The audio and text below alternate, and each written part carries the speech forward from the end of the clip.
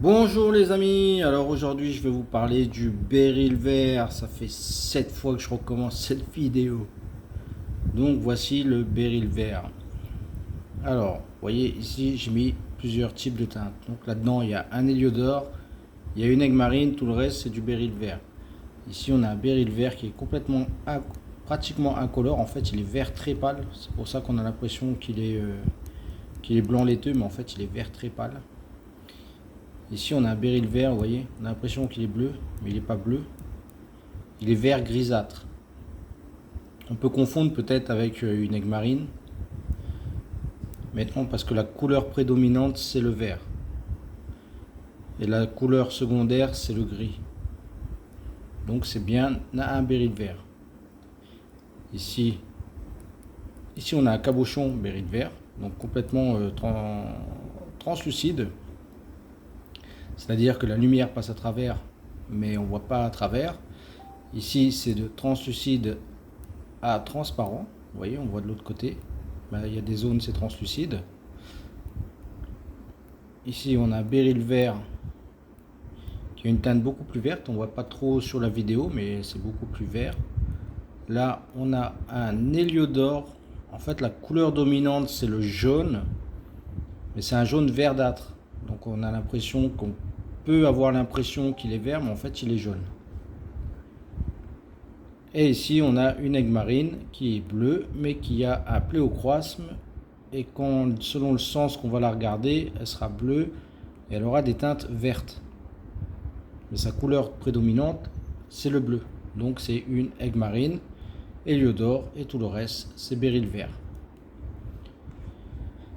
Alors, comme vous voyez, petite impureté là qui s'est logée ici. Qu'est-ce que ça fait là, ça? Hop là, on enlève ça.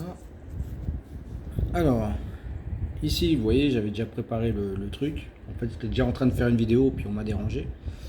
Alors, qu'est-ce qui colore l'aigue marine, le béryl vert, l'héliodore? C'est le fer. Donc, comme j'avais mis là. Donc, on a les aigues marines, elles vont être bleues ou bleu verdâtre ou bleu grise.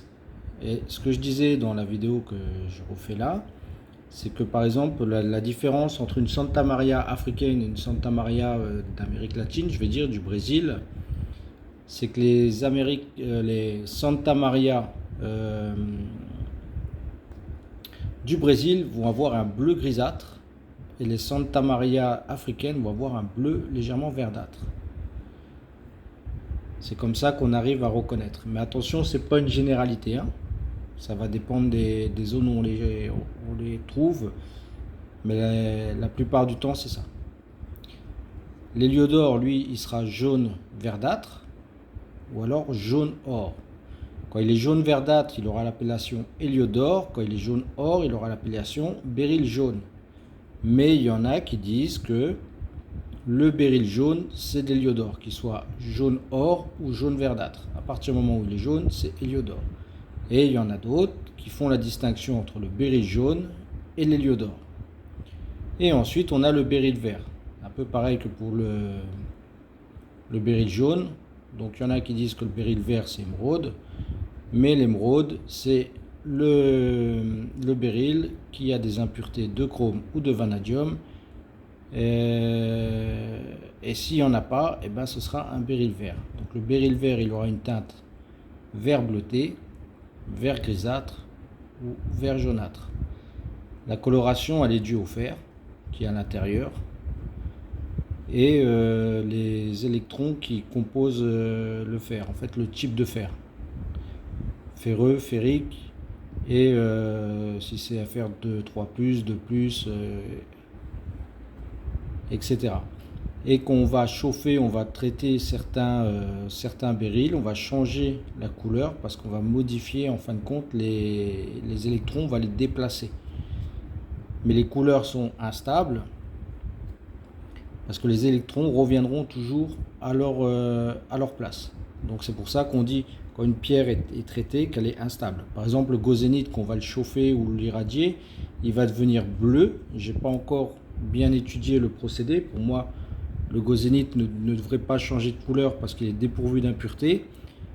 Donc je pense que ça doit jouer plus au niveau de la cristallisation que des impuretés qu'il y a à l'intérieur. Mais bon, je suis en train d'étudier ça, je vais dire. Et si vous voulez, ce bleu-là n'est pas stable. Donc il va perdre de sa couleur. Hier, quand je vous ai fait la vidéo sur le Gozénith, je vous ai dit, le Gozénith, ça part de 40 euros, je crois, à 80 euros du carat. Je me suis trompé. C'est de 200 à 800 euros du carat, le Gozénith. Ah ouais, hein, c'est... Je vous ai dit, le Gozénith, c'est beaucoup plus cher que le Beryl vert, ce qui... J'ai pas voulu donner, en fait, j'avais pu retrouver ma fiche où est-ce que j'avais défini les prix des minéraux, selon les classifications que j'ai pu trouver. Et l'histoire des 12 euros du bijoutier, je me suis dit, waouh, c'est quand même élevé. Et donc, je vous ai donné cette fourchette de prix. Mais en fait, la fourchette de prix, c'est ça. C'est entre 200 et 800. Le Beryl vert, lui, il sera entre 20 et 100 euros du CT, selon la qualité du béryl. Si vous avez un béryl qui est de très bonne qualité, vous allez plus arriver vers les 100 euros. Avec un poids, plus le poids va monter, plus le prix va monter automatiquement. Et plus vous allez avoir un béryl de basse qualité, plus le prix descendra. Vous voyez par exemple, ça vous n'êtes pas à 20 euros du CT.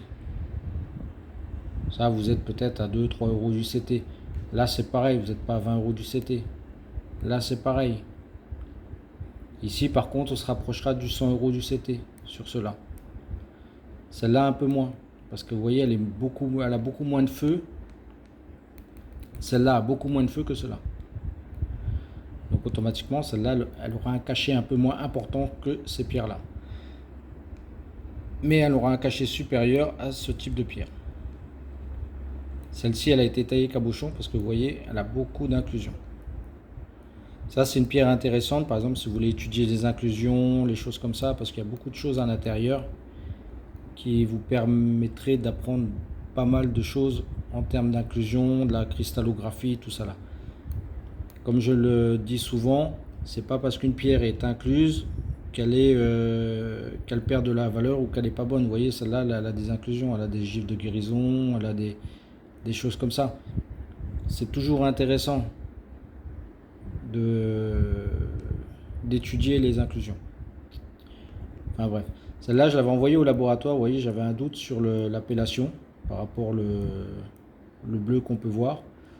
Et le laboratoire, lui, il a tranché, hein, béryl vert, donc automatiquement béryl vert. D'ailleurs, on voit bien hein, la différence de bleu, hein, ça n'a rien à voir. Hein. Vous voyez, là, on voit bien là, son vert. Hein. Enfin, voilà. Donc, dans ces pierres-là, on sera entre 20 et 100 euros du CT. Dans ces pierres-là, on sera en dessous des 20 euros du CT. Et même à la rigueur, c'est celle-là, parce que celle-là fait 13 carats, vous voyez.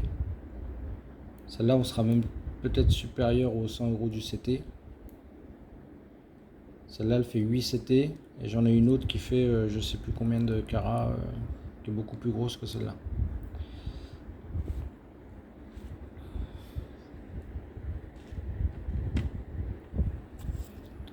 Enfin, voilà la vidéo sur le béryl vert. Donc le béryl vert, je me répète, la fourchette de prix, c'est entre 20 et 100 euros du CT. Sur le Gozénith, hier, je répète aussi, je m'étais trompé, on est entre 200 et 800 euros. Donc vous voyez le bijoutier là qui disait 12 euros du CT, il est loin des fourchettes de prix.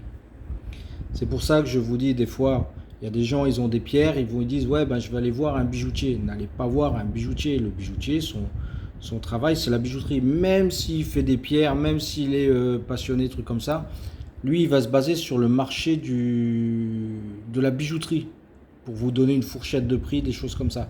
Il va pas se baser sur le prix du marché des pierres. La différence elle est là. Vous pouvez avoir une pierre de collection qui en bijouterie ne vaudra que dalle, elle vaudra zéro. Vous allez aller voir le bijoutier pour cette pierre, il va vous dire 0 ou 10 euros ou 20 euros la pierre. Et vous allez voir un gémologue ou un collectionneur et lui il va vous en donner, je sais pas, on va dire 10 000. Vous voyez? Tout va dépendre en fin de compte quand vous avez des pierres, du type de pierre que vous avez et qui vous allez aller voir. Si vous avez une météorite, n'allez pas voir un bijoutier pour la vendre. Le bijoutier, lui, la météorite, il va vous dire ça vaut zéro. Il s'en fout, lui, de la météorite. Et vous allez aller voir un astrologue, astronome. Ouais, astronome. Astrologue, c'est l'astrologie. Et lui, par contre, il vous dira, elle vaut 10 000. Vous voyez, il va faire des analyses dessus pour connaître vraiment le type de météorite que vous avez trouvé. Et là, il va vous fournir un prix. Et le prix des météorites, vous en avez qui sont excessivement chers. Il y en a qui sont très courantes, qu'on trouve assez souvent, qui ont quand même un prix, mais un prix moins élevé qu'une météorite, qui aura certaines caractéristiques extrêmement rares et qui vaudra beaucoup plus cher. Mais comme je vous dis, si vous allez voir un bijoutier pour une météorite, le bijoutier vous dira ça vaut que dalle, c'est un caillou. C'est pour ça qu'il est important d'aller voir les bonnes personnes quand vous voulez des estimations. Les bonnes personnes au niveau des gemmes, c'est les laboratoires de gémologie, c'est pas les bijoutiers. C'est les gémologues, c'est pas les bijoutiers. Et c'est pas l'expert d'un ami, vous connaissez un ami qui connaît un ami qui connaît un expert, et c'est pas cet expert-là non plus. C'est pas un expert du commissaire des ventes, des choses comme ça. C'est vraiment des professionnels qui sont dans le métier, qui travaillent dans le métier, qui savent de quoi ils parlent. Des gens qui voyagent, qui savent qu'à tel endroit, tel pays, on trouve ça, on trouve telle qualité. Donc on pourra vous dire vraiment exactement le prix que ça vaut. Bon voilà, j'espère que cette petite vidéo sur le béryl vert vous aura plu. Donc n'oubliez pas, béryl vert, prix moyen du béryl vert, entre 20 et 100 euros du CT. Et je le répète, sur le Gozénith, entre 200 et 800. Allez, à la prochaine, bon week-end, à plus, bye bye.